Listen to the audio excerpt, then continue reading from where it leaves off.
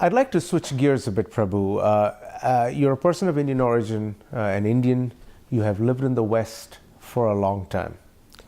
How does one balance the notion of one and the fact of one being an Indian and living in the West with all its cultural entrapments? How do you do that? Well, I like to say there are three kinds of Indians in the West. One is Indians who are completely assimilated into the West. We Indians may look brown on the outside, but really the values and so on, the lifestyle and so on is completely westernized. And there's really very little, perhaps a memory, but really very little of India left. This can happen to second and third generation, but it can also happen to first generation people coming here. So that's the first kind of category. Those who are assimilated into the United States, England, Germany, whatever. The second is accommodated.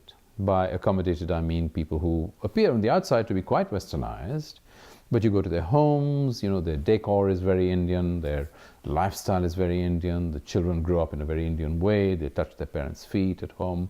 Every morning when they wake up, the music around the house is Indian. So it is as if they live in two worlds. They live at home, in a domestic world, in a social world that is Indian, at least largely, may not be completely, but largely Indian. And as they are outside, then they live in a world that's largely westernized. At crucial points, crunch points, they will jump to the Indian side rather than the Western side. For example, who do they marry? How do they marry? Etc. How do they bring up the children? And so on. So the first category is assimilated. Second category is accommodated, half and half. And the third category is assertive. And the assertive category, even though people are living in the West, they tend to think of themselves really as being somehow evangelists for India. They think India is the greatest, India is the best, our religion, our religions, philosophy depends, we have many different religions, as you know.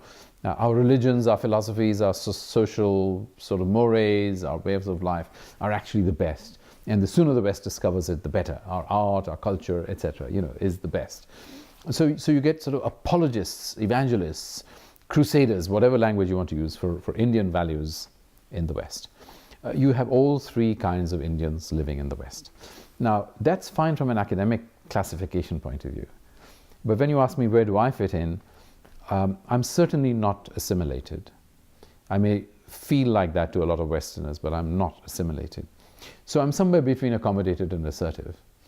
In the sense that, I'm deeply Indian inside, and I believe that a huge number of our traditions have a lot that is positive, have a lot that is valuable, of course, have also negative aspects.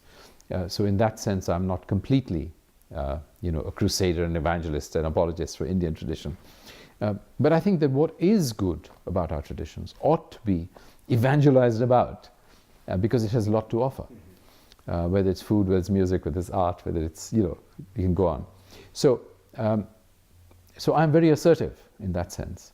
But at the end of the day, I am living in the West, and because I'm living in the West, at the moment I'm living in the West, I have to have some kind of accommodation with the West.